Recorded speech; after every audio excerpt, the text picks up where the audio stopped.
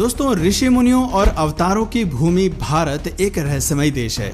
युगों से संतों की तप स्थली है ये भारत। यदि धर्म कहीं है तो सिर्फ यही है, यदि संत कहीं हैं तो सिर्फ यही है। और यही वजह है कि आज भी भारत देश में युगों पुरानी गुफाएं, मूर्तियां, वेद पुराण और जल कुंड मौजूद हैं। और ये सभी चीजें न केवल भारतीय बल्कि विदेशियों की भी आस्था का केंद्र बने हुए हैं। भारत में ऐसे कई स्थान हैं जिनका रहस्य आज भी बरकरार है। ऐसा नहीं है कि इन उलझी हुई गुत्थियों को सुलझाने की कभी किसी ने कोशिश न की हो। दरअसल वैज्ञानिक या शोधकर्ता जितनी बार भी इन रहस्यों के पीछे का सच जानने की कोशिश करते हैं, वो उतना ही उलझते जाते हैं। इसी के मद्देनजर आज हम आपको एक ऐसी रहस्यमय जगह के बारे में बताने जा रहे हैं जो महज एक कुंड है, जिसे भीम कुंड के नाम से जाना जाता है, जिसकी गहराई पता करने की कोशिश स्थानीय प्रशासन से लेकर विदेशी वैज्ञानिक और डिस्कवरी चैनल तक ने की, लेकिन सबको निराशा ही हाथ लगी। हर बार की तरह आज हम फिर से एक बार भारत के एक ऐसे रहस्य को आपके सामने रखने वाले हैं जिसे हमेशा से आपसे छुपाया गया है। तो बिना वक्त जाया करे चलिए बताते हैं आपको भारत की एक और अनकही धरोहर के बारे में। मध्य प्रदेश के बुंदेलखंड में स्थित ये स्थान प्राचीन काल से ही ऋषियों, मुनियों, तपस्वियों और साधकों की स्थली रही है। वर्तमान समय में भीम कुंड का ये स्थान धार्मिक, पर्यटन और वैज्ञानिक शोध का भी केंद्र बना हुआ है। ये भीम कुंड मध्य प्रदेश के छतरपुर जिले से करीब 75 किलोमीटर दूर स्थित बाजना गांव में मौजूद है। इस कुंड को देखने और इसमें नहाने के लिए बहुत से लोग दूर दूर से आते हैं। किस्सों कहानियों में बताया जाता है कि इस कुंड का संबंध महाभारत काल से भी है, जिससे इसका महत्व और बढ़ जाता है।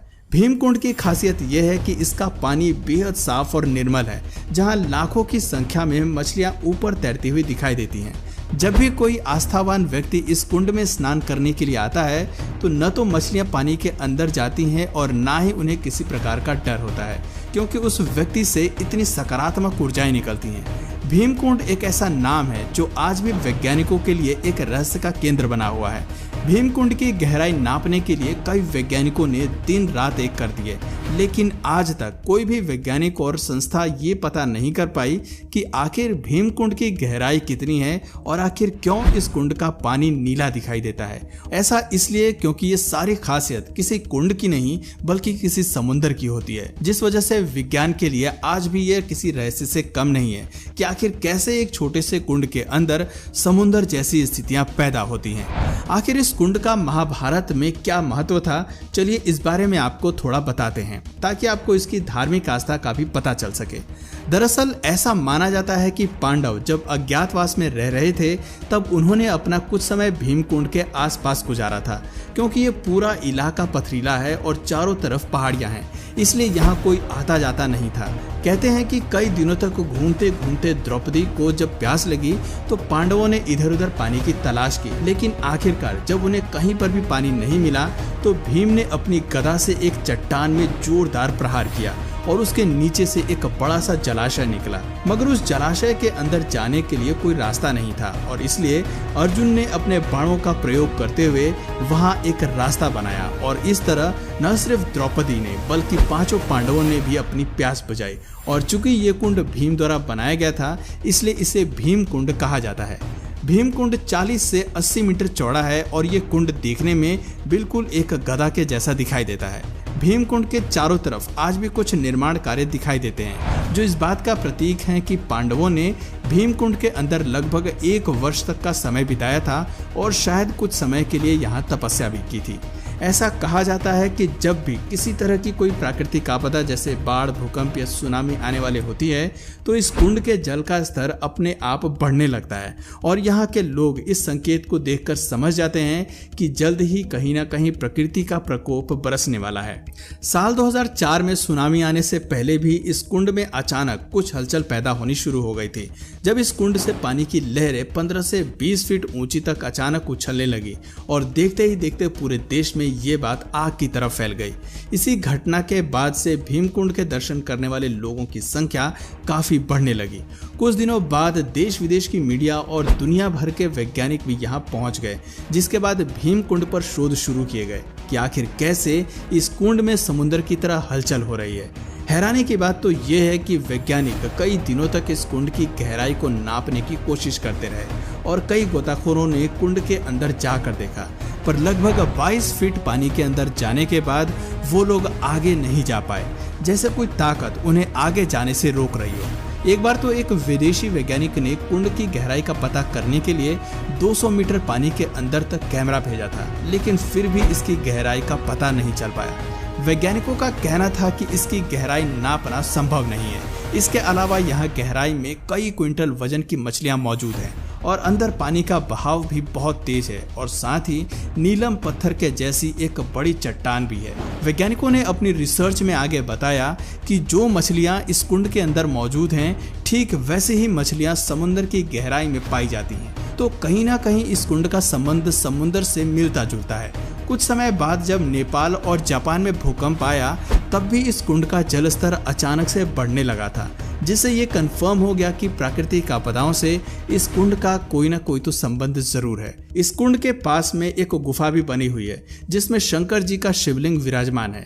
यहाँ पर आने वाले लोग इन्हीं की पूजा करते हैं। ऐसी भी मान्यता है कि इस कुंड में स्नान करने से सभी प्रकार के रोग दूर हो जाते हैं, इसलिए लोग इस कुंड का जल बोतल में भरकर ले जाते हैं, क्योंकि ऐसा भी कहा जाता है कि इस कुंड का पानी गंगा जल के समान पवित्र है। ऐसा कई सालों में देखा गया है कि गंगा के जल की तरह ही भीमकुंड के जल में भी कभी कीड़े नहीं पड़ते, बल्कि हिमालय पर्वत से कोई भी संबंध ना होने के बावजूद इसका जल हिमालय से निकलने वाली गंगा की तरह ही मिनरल वाटर जैसा होता है। ये एक अनंत स्रोत की तरह है, जिसका पानी कितना भी उपयोग में ले लिया जाए, लेकिन इसका स्तर सामान्य ही रहता है। एक बार तो राज्य सरकार ने इस कुंड को खाली करने के लिए यहाँ वाटर पंप लगवा कर कई दिनों तक इसका पानी बाहर निकलवाया था, लेकिन इसके बावजूद भी भीमकुंड के जल स्तर पर कोई प्रभाव नहीं पड़ा। वो जितना पहले था, हजारों लीटर पानी निकालने के बाद भी उतना ही रहा। आमतौर पर ठहरा हुआ पानी गंदा हो जाता है, लेकिन भीमकुंड का पानी ठहरा हुआ होने के बावजूद भी बिल्कुल साफ और पारदर्शी है, इसलिए लोग इसका प्रयोग पीने के लिए करते हैं। इस कुंड के अद्भुत जल के विषय में एक और चीज कही जाती है कि चाहे पीने वाले व्यक्ति को कितनी भी प्यास लगी हो, अगर इस कुंड का मात्र 3 बूंद जल भी उसने ग्रहण कर लिया तो इंसान की पूरी प्यास बुझ सकती है। इस कुंड से जुड़ी हुई एक और हैरान करने वाली बात यह है कि इसमें डूबने वाले व्यक्ति का मृत शरीर कभी नहीं मिल पाता। आमतौर पर जब भी कोई व्यक्ति पानी में डूब जाता है तो कुछ वक्त के बाद उसका शरीर फूलकर पानी की सतह पर तैरने लगता है, लेकिन इस कुंड में आज तक जो भी डूबा है उसका शरीर कभी भी बाहर नहीं आया है और गोताखोरों द्वारा कुंड के अंदर जाकर ढूंढने पर भी किसी का शव नहीं मिला। लोगों का मानना है कि ऐसा इसलिए होता है क्योंकि इस कुंड में कोई तल नहीं है और यही कारण है कि इसमें डूबने वाला व्यक्ति सदा के लिए अदृश्य हो जाता है, जैसे वो वहां पर कभी था ही नहीं। जैसे कि इन तस्वीरों में आप देख सकते हैं कि भीमकुंड एक गुफा के अंदर बना हुआ है और यहाँ तक जाने के लिए गुफा में सीढ़ियाँ बनी हुई हैं। इस कुंड के अंदर पानी में जब सूर्य की किरणें पड़ती हैं तब पानी में इंद्रधनुष बनते हैं और वो दृश्य बेहद मनोरम होता है। वैज्ञानिकों ने जब इस कुंड की गहराई नापने का प्रयास किया तो उन्हें कुंड के भीतर 2 बड़े कुएं जैसे मिले, जिन्हें देखकर ऐसा लग रहा था जैसे कुंड के भीतर एक और बड़ा सा कुंड है। उनका मानना है कि इनमें से एक कुएं से जल आता है और दूसरे कुएं की मदद से बाहर निकल जाता है। हालांकि इस कुंड के नजदीक मौजूद लोगों का मानना है कि कुंड का भीतरी संबंध समुद्र के साथ है, जहां से बहुत तेज लहरों के साथ पानी आता जाता रहता है। भीमकुंड के पास एक बहुत बड़ा मैदान है और वहां हर साल मकर संक्रांति के दिन बहुत बड़ा मेला भी लगता है। ऐसी मान्यता है कि 18वीं सदी के अंतिम दशक में बिजावर रियासत के महाराजा ने इस स्थान पर मकर संक्रांति के दिन मेले का आयोजन किया था और तब से आज तक मेले की ये परंपरा वर्तमान समय में भी मौजूद है और हर साल इस दिन काफी संख्या में लोग यहाँ आते हैं।